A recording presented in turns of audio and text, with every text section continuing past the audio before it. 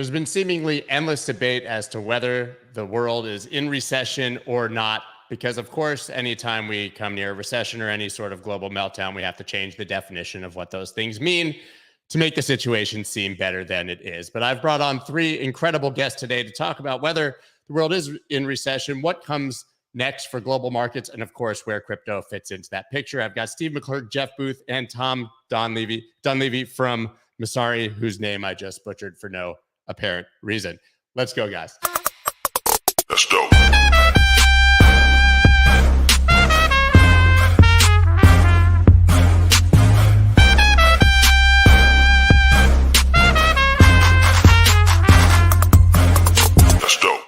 What is up, everybody? I'm Scott Melker, also known as the Wolf of All Streets. Before we get started, please subscribe to the channel and recess yourself in the recession onto the like button. As I said in the introduction, there's a lot of confusion and mixed opinions as to what is happening with global markets and where we currently stand. Every day, it seems like traders and investors and markets react to the news of that moment and their sentiment as to whether the Fed is likely to pivot or not, what central banks are going to do, and what the status is of inflation. And the status of inflation, of course, is different seemingly in every country around the globe. As usual, I like to bring on people much smarter than myself to discuss these topics. So without further ado, I'm going to bring them all on right now. We have Jeff Booth, of course. Hi, Jeff. Hey, Scott. Steve McClurg from Valkyrie. Steve, how are you? Great. How are you, Scott? You're well-shaven. This is a very well-shaven group today. And, of course, someone who's not well-shaven. Tom Dunleavy from Masari. You're the Lone Ranger with the beard. I was with you yesterday. Morning. Good morning. So, listen, first of all, Steve, I have to say that you have been almost prophetic in your views and predictions about the market. You were one of the first people who was on here when perhaps some of us were over optimistic, saying this stuff is going much lower, right? So now that it went much lower, I mean, I think we were sitting at 2,000 something ETH, 40,000 Bitcoin, and you were talking about, 800 and 15,000 or 16,000. So where do you think we stand now? Well, a year ago and for the last year, it's been a lot easier to make these predictions because they were obvious, I guess, to me. Going forward, it's a little bit harder, right? Because we knew what the Fed was going to do a year ago, right? So last October, they foreshadowed their unwinding of the balance sheet in March, the potential of rate hikes, how to position yourselves. And if you do the simple math, you can see where inflation is going, and you can see where rates need to be hiked to. Right now, our current view is that the Fed will probably hike another 75 basis points, another 50, and then next year probably 225s. Now that could change because something could break, and there's a lot of things with the potential to break, which makes this a harder market to really go into. But given that scenario, we probably see the S&P lower by 20 to 25% by the end of the year, which would definitely have an impact on crypto, causing it to go lower by probably, if not the same magnitude, less. And the reason why I say less is because crypto got hit the hardest last spring and is already closer to that bottom than the rest of markets. So equities would most certainly need to catch up. But I do feel like we're closer to a bottom in, say, Bitcoin than, we could still go back down to 15,000, but that's still not terrible in the grand scheme of things. That's actually really interesting because the perception is always that sort of Bitcoin as a riskier asset will move more than whatever the market does. The market does 30, Bitcoin does 40. And so in this case, you're saying that we are closer to that bottom. Jeff, he sort of alluded to the fact that maybe it gets worse if we break things. Couldn't you make the argument that we've broken all of these things already? Not completely yet. But that's coming. Nothing is different, Scott, than what I wrote about in 2019, 2020 when my book came out. You have a technology driving a trend that's deflationary, and because that trend of deflation, which would save our time, destroys the existing financial system. The existing financial system is caught in a debt trap that must continue to print money. If it tightens, when Steve said things break, the entire system breaks, and you have an unwinding deflationary collapse that doesn't look like good deflation like I'm talking about it. It looks like a credit-based system that is, the entire system is based on credit that must grow forever, offsetting the deflationary technology that's coming. It must. And what that means is that whole system collapses. The Fed is, and so the Fed and all central banks are trapped that they don't have to just bring more debt on, more credit on. They have to bring exponentially more credit on to match what's happening. And so it's literally crazy that we live in a world that the only thing that's pricing every other asset is how much are you going to manipulate money and when. And so when we're talking about which event triggers the avalanche of the entire cascade of the financial system, we're really asking, what we're saying is which snowflake causes the avalanche, because it's coming, and it doesn't matter what. And here's the thing for a larger picture than specifically Bitcoin or crypto. That existing market is 4 orders of magnitude bigger than Bitcoin or Bitcoin. So the thing that is everybody's measuring their life in, that misinformation, essentially, because money is just information. You don't want more money. What you want is more of what you think money buys you. It's a ledger that explains how much, what you have and what you think you need to achieve your results. So when you apply misinformation to that money at the scale that's happening, and everybody's looking through that misinformation, they're liable to make all of these mistakes. What's happening in as well in parallel is Bitcoin is repricing that entire system. So it's a transition. It's not. And what people are doing is they're mismeasuring it from the system because they're used to pricing in the system. So, but to accentuate that, this is going to collapse spectacularly one way or another. You're going to have hyperinflation for a long time, or high inflation for a long time, causing other events, the world to unwind and go and pull in on itself, and society to rise up, or you're going to have a deflationary collapse. But that's actually how, because there is no fix from the existing system. And Tom, you're probably the deepest in the weeds, I would say, on this as a researcher. I mean, you obviously the depth of charts that you've shared with me in the past is impressive. So obviously, we're talking about what things look like moving forward and what's already happened. I think you had a more optimistic view last we spoke, and so did I, at least about sort of the fourth quarter of this year in election season. But where do you think we stand? Yeah, so right now we're looking through the lens of inflation for everything. Inflation is certainly coming down. It's not coming down as fast as everyone would like it to, but inflation is housing. It's 40% of CPI, 33% of PCE, which is what the Fed measures. And, you can look at leading indicators like new mortgage applications, which dropped 40% year over year, the last reading. The issue is that those readings take a lot of time to filter in. The housing indicators are sort of lagging in sort of the broader CPI numbers. And they're going to contribute to broader inflation for the next 6-9 months or so. So you're going to have other components of CPI sort of fall off, the medical component and a few other things like airfares and stuff like that. But the Fed is going to really just be closely watching those numbers. And you could see how quickly the market is turning on a dime for every data point. I mean, this morning we had initial jobless claims. They were a little worse than expected, and the market suddenly spikes because bad news is good news. So every single data point is going to be closely monitored, closely watched. And right now it's I think we're all here for crypto, obviously, but we're looking through the lens of macro and looking through the lens of equities, because that's what's really driving the bus at the moment. And if you're going to listen to the Fed when the money printer's on, you really have to listen to the Fed when the money printer is off and they're suctioning liquidity from the system. If you look across the world right now, it's not just the Fed, it's the BOJ, the ECB, everyone is withdrawing liquidity. That's tightening conditions. That's making things a lot more challenging for risk assets, a lot more challenging for equities, a lot more challenging for crypto. I think for me, my base case though is that we had so many forced sellers in May and earlier this year. I'm not sure who's left really to sell.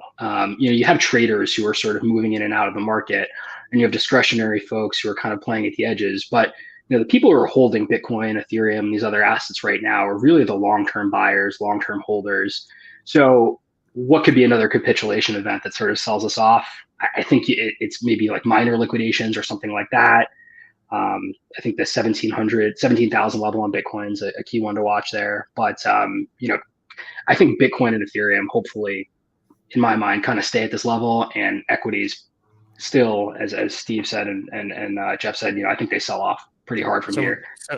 So we do get that decoupling that everybody's been sort of looking for, and hopefully in the right direction. But touching back on what you just said, everybody's tightening, but we did just see the Bank of England start to buy bonds, right? So Jeff, I mean, to your point, you can already see these sort of cracks in their dedication to tightening and hawkish position, right? Yeah, the equity markets, like, who cares?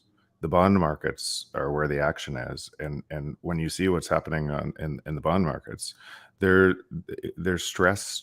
Of course, there's stress. Integrating, because you have a world order of financial system that's collapsing, and people are mismeasuring. Like, when they're looking at equities, they're mismeasuring the risk. That's because what has to happen, again, follow all of these conversations to the sand on these conversations, and every one of them is when 12 old men, or 12 people are going to press a button and destroy your currency. Every one of the conversations comes back to that. And remember, inflation is a manufactured event. It is not a natural event. It actually happens as a result of manipulation of currency, because deflation is natural. But people believe we have that inflation is required to run a productive economy. It is not. It is only required to keep a credit-based economy going. And that credit-based economy cannot keep going forever, because it steals the productivity from the free market and transfers it to very few, and makes malinvestments as a byproduct. That credit-based market is a centralizing function where we are today in the manipulation of money, and it has to drive more and more coercion and control, and it has to overtake all markets. If you look at the BOJ, if you look at how much they own of stocks, if you look at what's coming everywhere, that's what's coming everywhere out of the existing system, and there is no fix other than Bitcoin. Steve, I mean, you obviously alluded to the fact as well that you think Bitcoin or Ethereum could sell off less than all of the other markets. So why everybody actually now, I think we have consensus from all four of us thinking that that's possible. What if that's not the case and it just continues to trade as an extreme risk asset with this sort of inevitable downside? Yeah, that's certainly a risk that that could happen as well. And if it does, just like all risk assets, when the Fed does pivot, and by the way, pausing isn't a pivot. Pausing is actually a pretty bad situation. If we have high rates for a long period of time, we're just going to be sitting in a stagflation environment. And but when they finally pivot and go the other way, which I believe there's going to be a point of capitulation where they do, it might not be for another year, 18 months, but it will, like other risk assets, go up and will probably go up the most fiercely. Steve, can I just jump in on that, what you said? Because I agree with you, but right now the stress in the bond market, if they don't pivot soon, dollars are becoming harder to get all over the world, and that means, and what that means is other governments are having to sell their treasuries, and that's driving the U.S. dollar higher, and everybody's racing for that liquidity. If they don't pivot fairly soon, like not a year from now, if they don't pivot, there won't be anything left to save. This thing is going to start unwinding, and it's going to accelerate the unwind. Remember, what ends up happening once you once you tip over into a deflationary spiral, and the deflation you're dealing with is that debt collapse, the amount of easing to be able to stop that from happening will blow your minds, because and it just matches an Negative exponential rates. pattern. Exactly. It just has to, but it has to, and that's in our future. There's going to be yield curve control. There's going to be everything from the existing system, because there has to be, all over the world there has to be. And then you have to say, what does that do to society? And it gets worse and worse and worse because it's a concentration. But again, if you just zoom out on what's happening, that's what's happening.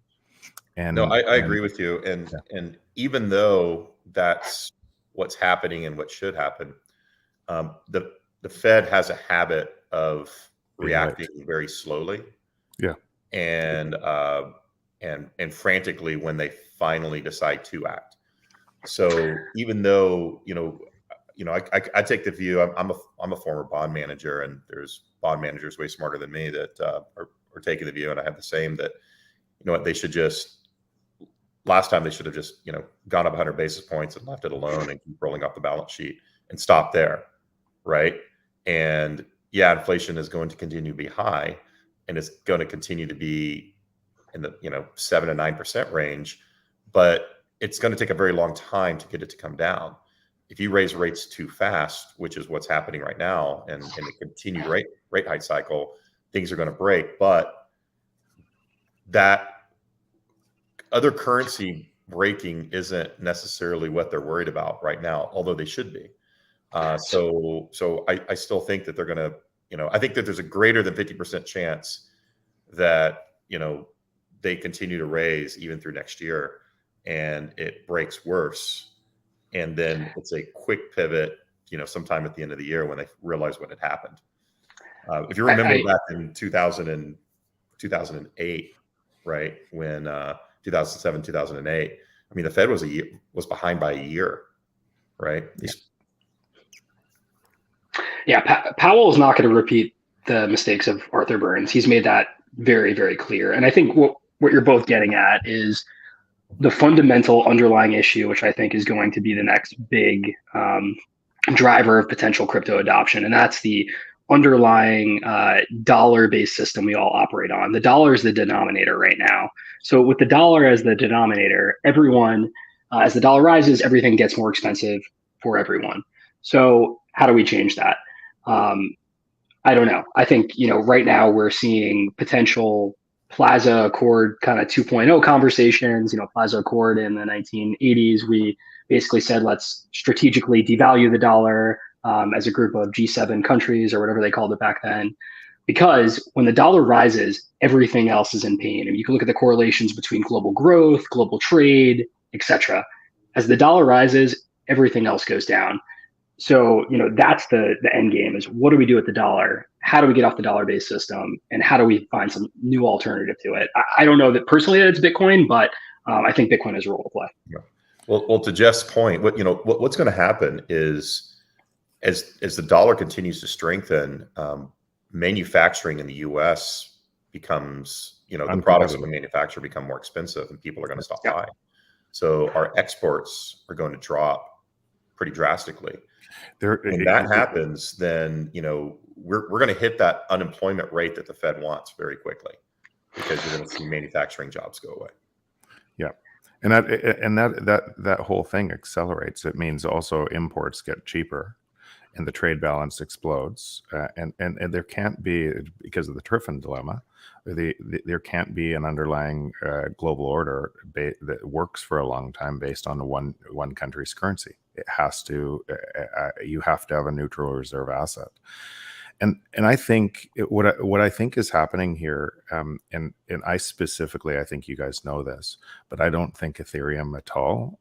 Now, and I don't want to get into that debate right now, but what's happening is you need decentralization and security, because governments will not give up the control of their currency. That decentralization and security is so critical. And Bitcoin's the only thing that has decentralization and security, and it actually doesn't matter where it is. It actually, typically a technology like this, a base protocol level technology like this, helps the people furthest away from a monopoly. No matter what technology, any technology change helps the people furthest away from a monopoly. So that makes sense that we wouldn't see it in the US or Canada or people who have been close to the money monopoly. But it makes perfect sense that El Salvador would go first and other countries would go. And you cannot stop that adoption because it's providing staggering value to billions of other people.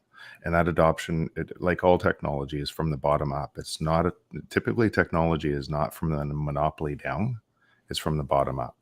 And that's what causes the change. So what we have today is a transition to a neutral reserve asset that has unlimited velocity in technology on the second layer through Lightning and such, that slowly erodes something that cannot work for a long time. And that's and that volatility in the asset is actually also what you're seeing because you're measuring it from the existing system. You're seeing that erosion. But as that network effect expands, and I'm investing on top of that in companies that are building on top of that. People don't know what's coming. It's like it feels like I'm investing in the internet in 1995 and similar, that people have no idea what's coming. Well, it's hard to imagine it when you're sitting in our seats, right? I mean, even us, right? I'm assuming we're all in North America. We have a pretty robust banking system, a pretty robust currency system, exchange system. I can go anywhere, put something on a credit card, put something on my phone. It's really easy for me. Yeah. And it's easy for most people in North America, Europe. And so it's hard for us to imagine, Bitcoin to a lot of us is kind of cute. Like I've bought art from people using Bitcoin. I've done a couple of transactions with, at fast food places or Starbucks thinking, okay, yeah, this is kind of cool. I'm gonna use some Bitcoin for this just to do it, right? Just to do it. But if you go to some other countries that don't have robust banking systems, that have a history of currency inflation and hyperinflation, it's a pretty serious thing, right? You go to a lot of countries that, people still live in houses with dirt floors. They don't have a bank account. They don't really have a currency that's stable, but everybody has a phone and they can all make transactions on their phone. And it's become very easy. And those are the places where it's going to get critical mass first.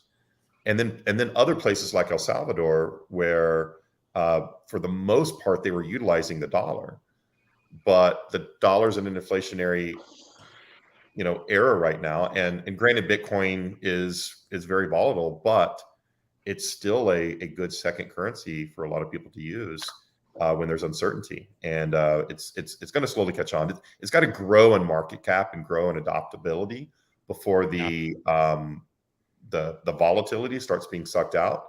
That's with any currency. It's just the law of large numbers. But as it does grow and is more adopted, you're going to see that volatility move out, and you're going to see more practical uses. Because you're measuring the volatility through the existing system. You're measuring. That's the point. Everybody's measuring this new system through the existing system, and that parrot, the old fish swimming by the two young fish and says, how's the water today? And the two young fish, what's water? We're all in the water that we don't know we're in. That's the system. And every question is about, when is Powell going to print? When's this does he want to be Arthur Burns or not? Every single our housing prices are the water, everything else. And the new system is replacing that, measured in a different currency. So go ahead, Tom. But I want to ask you a question specifically after that, Tom. Go ahead. Yeah, just 2 points. So Jeff, really interesting. As we saw the pound and the euro sell off, and I'm someone who came into crypto because of Ethereum.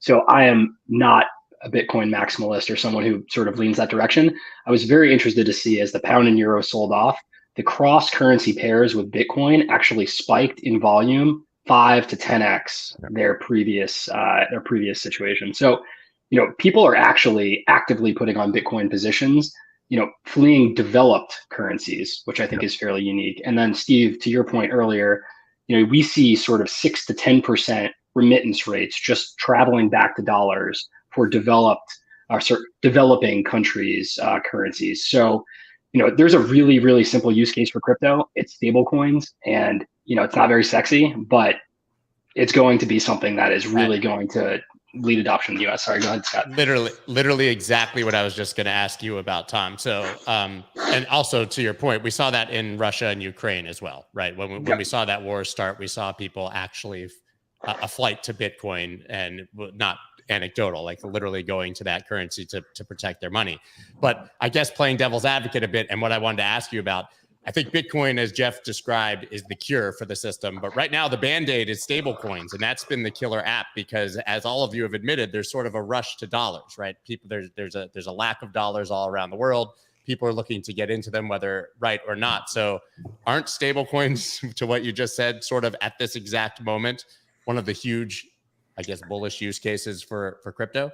Absolutely. And if you look in South America, you're seeing this. I mean, countries like Argentina and Brazil, who are having sort of, very high levels of inflation, you're seeing loans in USDC and other currencies, spike very dramatically.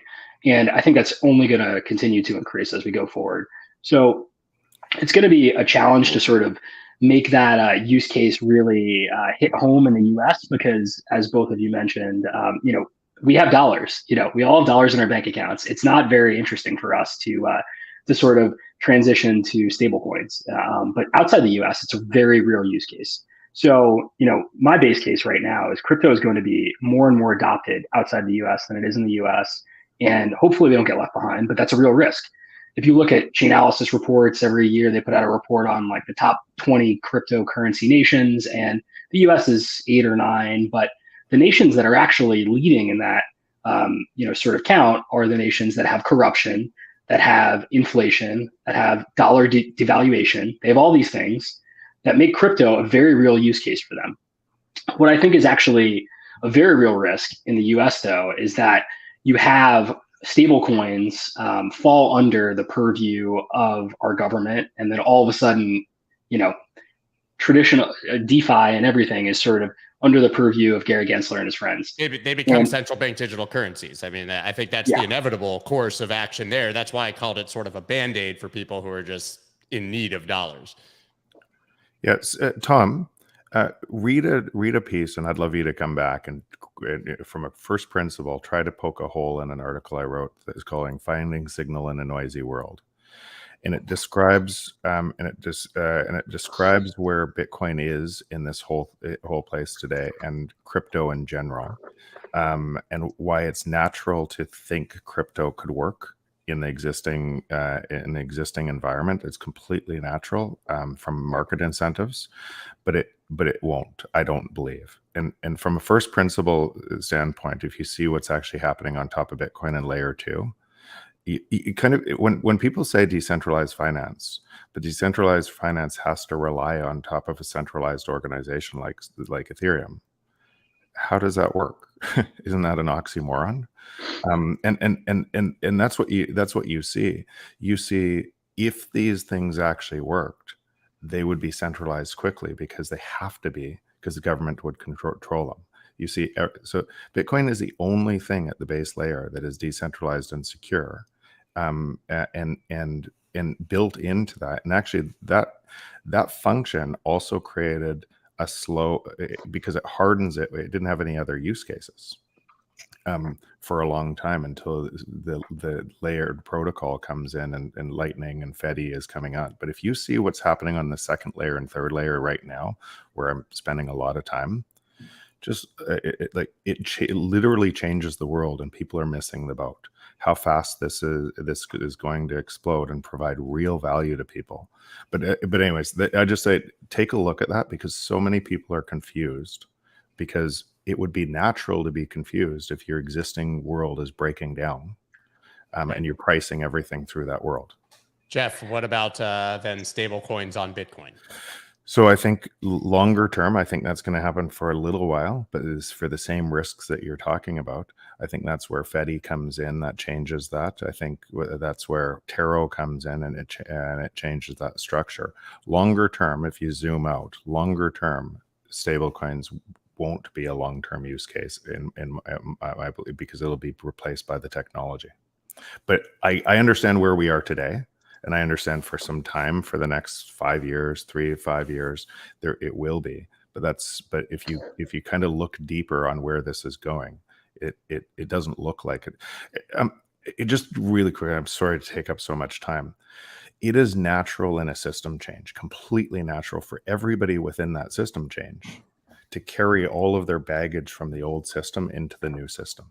It's the most natural thing. It's why monopolies typically don't invent the new technology, or get killed by the new technology, because they bring in all of their old biases on how a system must work into the new system.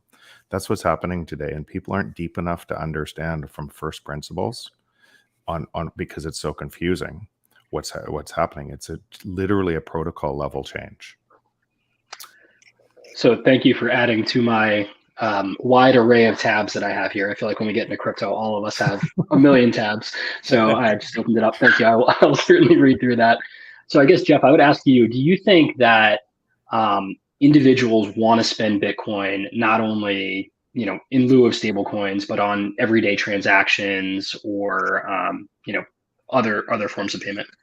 So that's what's going to happen in the long run. Essentially, a debt-based system has to grow forever. We've always lived in a credit-based system, and we don't know anything different. And that credit-based system has always had to rely on gold or some sort of peg to value to the natural world.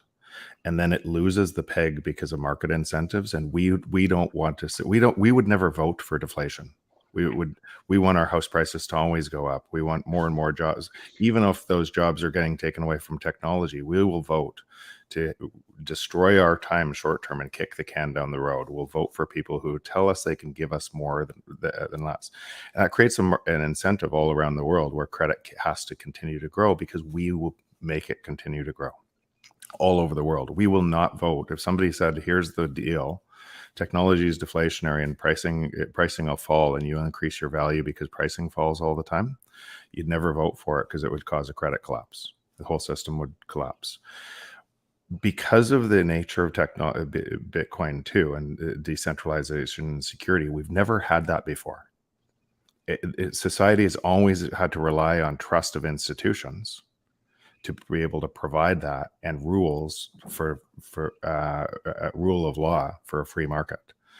Decentralization and security together change our paradigm forever. And what you're at, and what you asked is, if it had to be, if it wasn't able to be unlimited velocity in the tech through Lightning and layer 2 solutions, then what would naturally happen in that is you would rebuild a credit-based system on top of this. But that's not what I suspect is going to happen. I think the credit is going to be destroyed over time, but a long time. And it's going to rebuild a system that doesn't require as much credit to be able to run velocity of money, because you can literally, the technology allows unlimited velocity of money. You don't have to recreate the system. And so the answer is yes. I think people will use it extensively. They're already, when you look at Lightning adoption rate, the network effect of Lightning adoption rate, you can already see that it's very early, but that extensive use. Yeah, and I think what we're talking about here, and I'm glad we're pointing out, short term versus long term, because I agree with you in the long run. I don't know how long that will take. Could take 2 years, 5 years, 10 years, 20 years. I agree. But certainly in the short run, stable coins are really being used in various reasons for different things, right?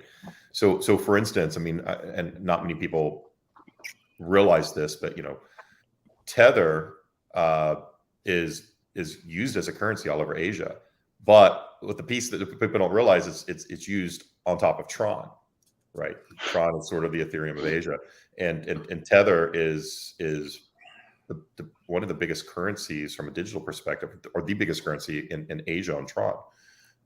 And then here, you're talking about stable coins are more used as trading tools.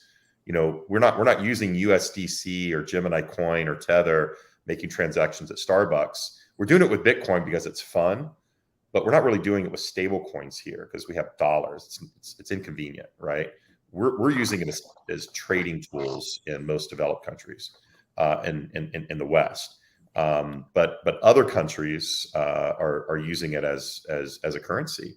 But you've got to keep in mind that stable coins are tied to the dollar. So if the dollar is inflationary, it's strong right now. It's great. It's great to hold it. You're buying things.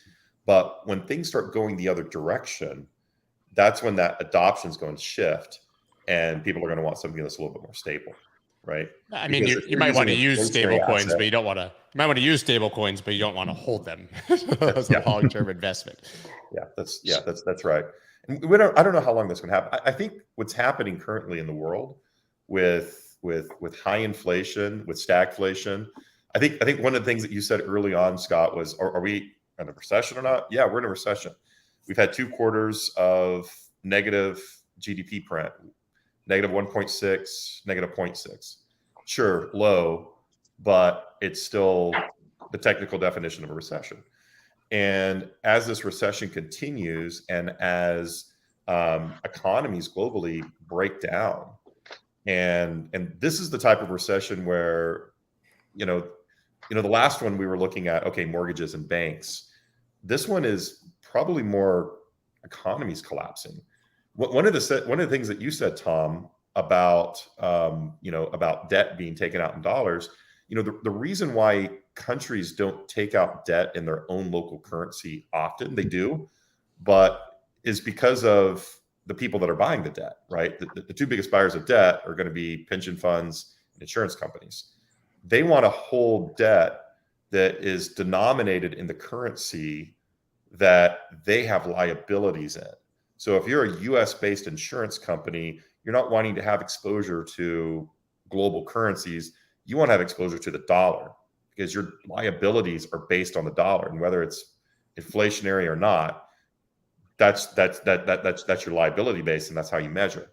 So both countries through sovereign debt and corporations within those countries, if they want to access capital markets, they have to denominate their debt in the currency that gets them the most distribution, whether it's in euros or pound sterling or in dollars.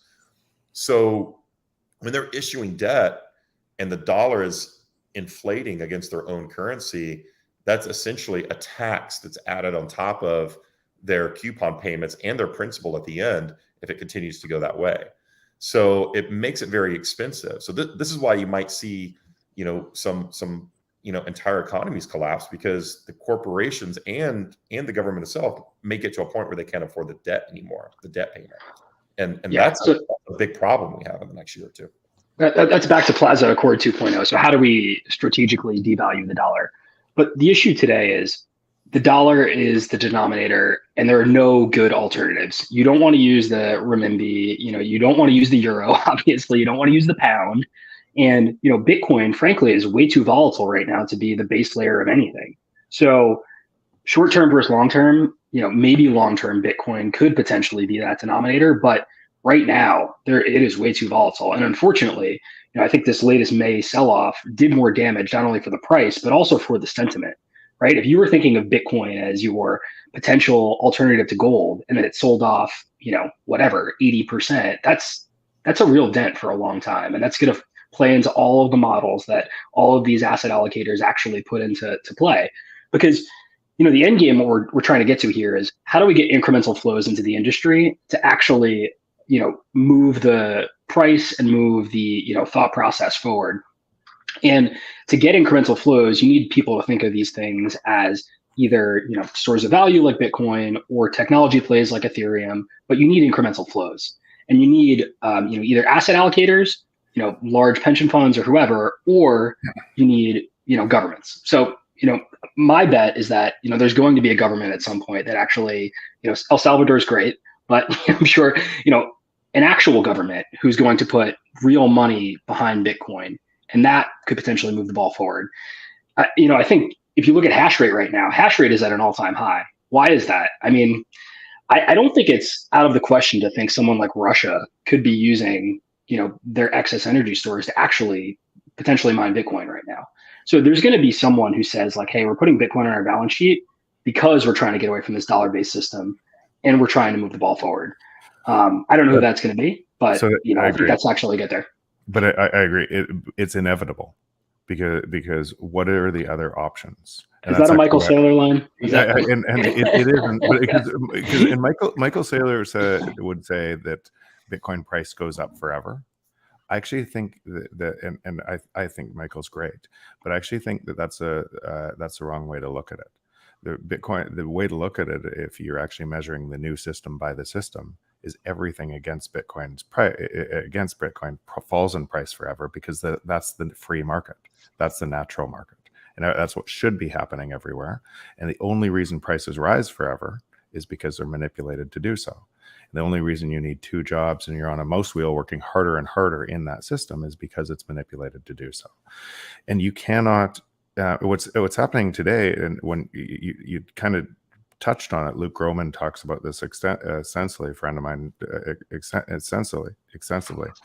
If you're saying that I have to, because the US has to, on the reference currency of the world, run about 10% inflation per year for many years to be able to get out of the debt travel, and that's a debt crisis, debt to GDP at 130%. If you're realizing that, and that's the reference rate of the currencies of all the world, that means that everyone else is selling their labor or their oil in monetary units that must devalue by at least 10% a year. And what they're saying is, why am I going to do this? And they're looking for alternatives. And what alternative do they have? Are they going to reprice in renminbi, or are they yuan, or they're like, they're not. There's not another choice. And Bitcoin is that. So I agree, we're really early in that happening, but there's a whole bunch of things that could change that paradigm really quickly, because because it builds stronger and stronger use cases with every new person, every new node, every new country, every new company starting to hold it. It's you're creating a network and that network, truthfully, is us. It's all of us. Yeah, Tom, actually, you made an interesting point, of course, about sentiment and volatility, and I agree that the sentiment, obviously, but having nothing to do with Bitcoin, let's be honest, because of Three Arrows and Luna and sort of the systemic contagion that we saw, obviously somewhat crashed the market. I can only speak anecdotally. You probably have a chart on this, but I would assume that Bitcoin volatility has actually been smashed down dramatically, and watching what's happening with the euro and the pound and other currencies is actually far more volatile against the dollar as a denominator than what we've seen from Bitcoin. Bitcoin's effectively been between 19 and 20,000 for months. Right. So I think that, listen, we all want the number to go up. So maybe that's a bad thing in some people's minds. But I would say that the currency markets are more volatile than Bitcoin, even versus the dollar now. Yeah, the charts prove that out. Both the pound and the euro are much more volatile on whatever rolling period you want to look at than Bitcoin for, at least the past 6 months. And that's a good thing, right? Like, getting back to what you need allocators to actually put money into this thing, you need some stability. And, you need them to carve out 1, 2, 3, 4, 5% of their portfolio to put in Bitcoin, to put in Ethereum. And the only way they're going to do that is if they see a very concrete use case for this thing in the short term. In the long term, it could definitely go where Jeff's saying or where Steve's saying. But, in the short term, if we want incremental flows, we need some stability. We need some real concrete use cases. And, frankly, I think the merge is very positive for this, because you have Ethereum essentially becoming the technology play, and you have Bitcoin becoming the store of value use case play, and they're separate things. And hopefully, I agree. I don't see them as competitive assets. Yeah. Yeah. Hopefully people in the traditional market start to think of it this way. But I think we're still a little bit off. But Jeff, then the question, it comes back to the point you continue to make at first principles, which is that all of this and what we're saying is because we're viewing it through the lens of the markets that we know and the system that we know, right? And so we've had this sort of cheering of institutional adoption. I mean, Saylor included to some degree, but is that actually what we want for Bitcoin long term, or are they actually hurting the cause to some degree? I honestly don't think it matters what we want. And everybody's looking for the next person or the one thing that's changing Bitcoin adoption, and the one person or the one cheerleader, the one country. What you're seeing in a broad-based application, like it should look like, is a network effect that's making the network stronger and stronger with each additional user. And people aren't selling it. Like when they're selling it, price is coming down, the traders are selling it. But if you look at the long-term holders, they're not, it's expanding and it's expanding and expanding. Tom probably has more recent data on that than I do. But you don't see a lot of sell-off of this asset. People are holding it because they realize, because once you've gone down the rabbit hole and you really know what it is, you would never sell it for your fiat currency. But more so, this is maybe a unique view because I'm in this sector now, investing on top of this sector. People are underestimating this asset class like crazy, and they're actually overestimating what Ethereum is going to do, because we've done diligence now on 320 companies that are building on the second and third layer. We've invested in one. We have 2 other term sheets that are closing shortly. And when you see what's coming on top of this, now that it couldn't before. Like Bitcoin was the thing that made it decentralized and secure, also prevented the scalability of it. There was no use case. And so it's totally natural that if something else creates a use case, that everybody would go there, and a whole bunch of builders would build on top of that because through smart contracts. But what's happening is today is a bunch of that's moving back to Bitcoin. And if you see the use cases, they're going to provide completely differentiated value that come down and get reinforced. So you have essentially a neutral reserve asset that can't be manipulated in the base layer of the technology. What you have is a new peer-to-peer internet emerging that is based on Bitcoin. It has staggering implications, and I would encourage people to get out of the noise of and this includes in the Bitcoin maxis and the works too, yelling at each other. And just look deeper at what I just said, because I actually cannot believe I'm in a spot that I get to invest on top of this, on the entrepreneurs that are building on top of this ecosystem, and most people can't see it. I can't believe it, because the companies that are coming on top of it are going to change the world. Could you, without being specific, obviously you don't want to give anything away, but could you give us some of those high-level use cases you're seeing? So I'll mention one, Fedi, which we invested in. But there's I have to be so watch in the next 2-3 weeks some of the things that we're coming out with. But one that ties energy and Bitcoin together, specifically ties energy, and it removes a whole bunch of cost from the existing legacy system, and accelerates energy in Bitcoin and reduce kind of energy prices, specifically reduce energy prices. Now, these are early. Some of them won't work out as intended. But when you see some of the use cases on top of this protocol now that cannot be changed, it starts to become really compelling.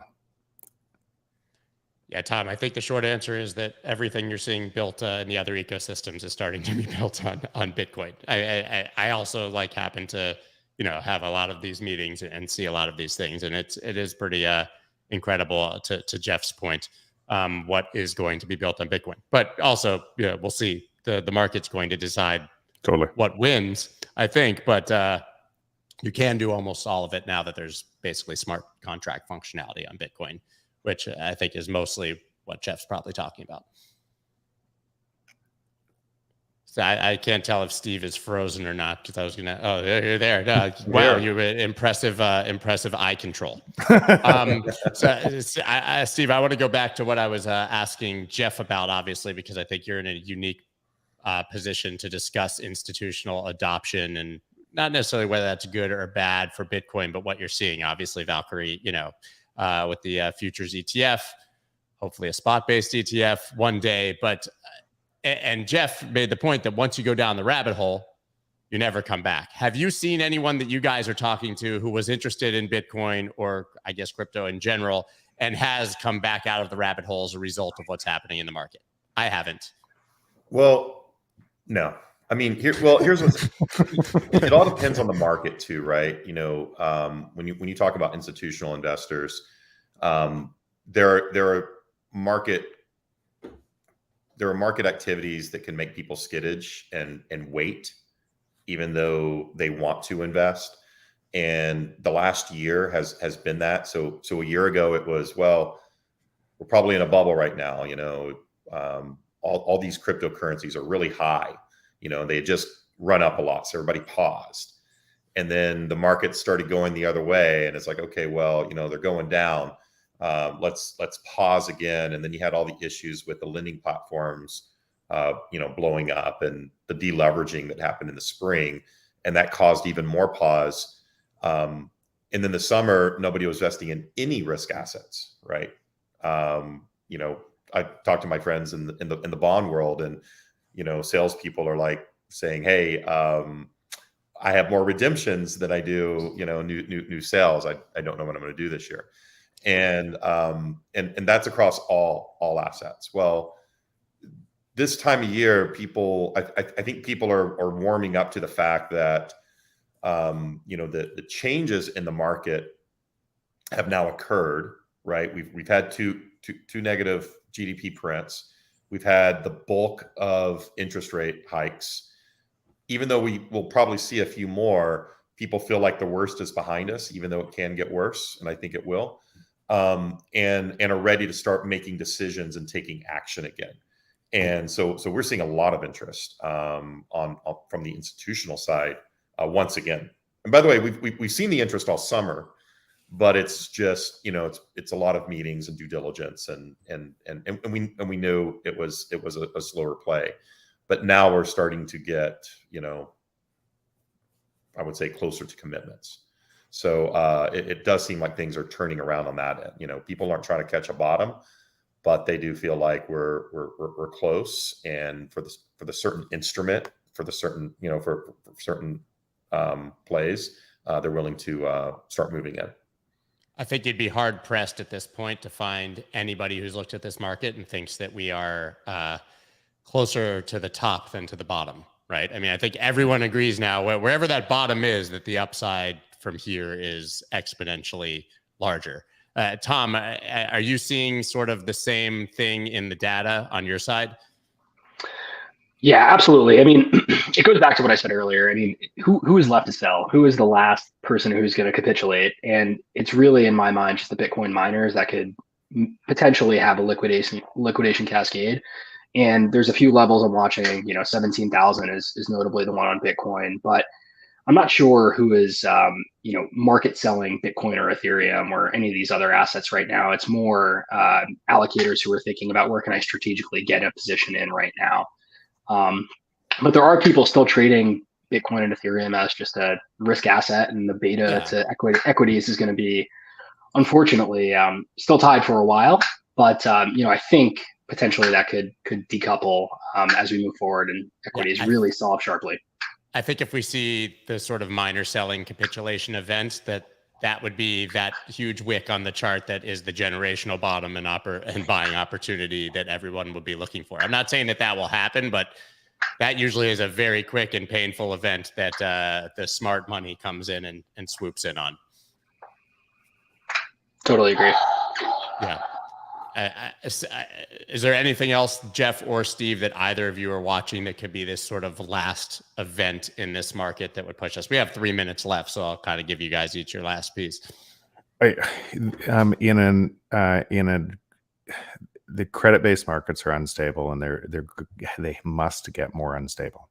So it's just a function of what ends up happening, and that instability kind of going throughout the entire system could cause any event. I agree with the mining capitulation. but that could be caused by another event that drives the mining capitulation. And so all of these things that people are looking at, like just imagine some of the scenarios. There's a higher probability of a nuclear strike today than there was 6 months ago. All of these types of things, what it would do to human nature, what people would do in a panic scenario, it make trying to time the bottom, or at least for me, like, what am I doing? Like, I know where the existing system goes, and I know the existing system must create more instability, and I know what happens to humanity out of a system that creates more instability. I'm just going to go over here and create the new system as fast as I can. I'm going to spend my time in a world that's moving to truth, hope, and abundance, instead of a world that's reinforced around control, coercion, and scarcity. And that is, and so for me anyways, that's where, but there's lots of events that could, if you're talking about pricing, that could cause downward pricing. And there's a lot of events that could cause massive upward pricing, because the entire thing is growing more unstable by the day. Why mess around on the edges with an asset you think is going to go 5 to 10x is what I keep coming back to in my personal portfolio investments. And to leave us on a happy note, we're in October right now, and October has had the 3 biggest sell-offs in U.S. market history. So be careful out there. It's 1929. It's been the best, but it's been the best month for Bitcoin. It also so it also has square that peg. Yeah, both sides of the equation there. Well, as negative as I've been for the last year, and I'm still negative. I'm still bearish, just not as bearish. There are some positive notes. That the last Powell speech really laid out a prescription of exactly what they're going to do, and if anybody caught that, and this is really where our numbers are based on, they're very clearly looking to raise interest rates another 1.25 by the end of the year, so likely 75, 50, and then probably 1 or 2 more rate hikes next year, February, March. So certainty actually brings stability to markets. That's one piece of certainty. And the second piece is going to be coming in midterm elections. People are markets are always uncertain until we know who's going to be the leaders. And particularly if there's, opposing parties that are in control, that's usually a better sign for stability. So if the president is of one party and the House is of another, then you usually have a lot more stability, because you don't have any laws getting passed, and laws just mess things up.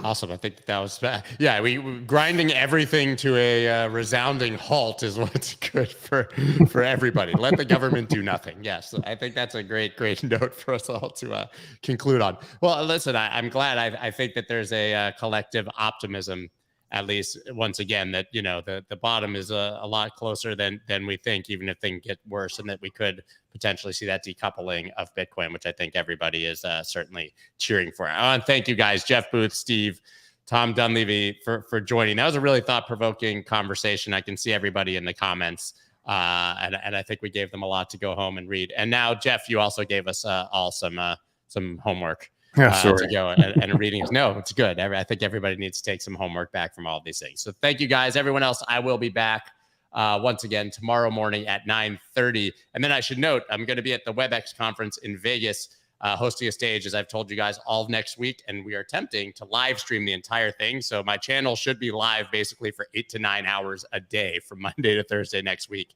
So I apologize in advance. You're all going to have to see my face a lot more than you want to. Guys, thank you so much. And we will see you next time. You're all invited back, of course, anytime. Peace, everyone. Bye. Thanks, guys. Thank you. That's dope.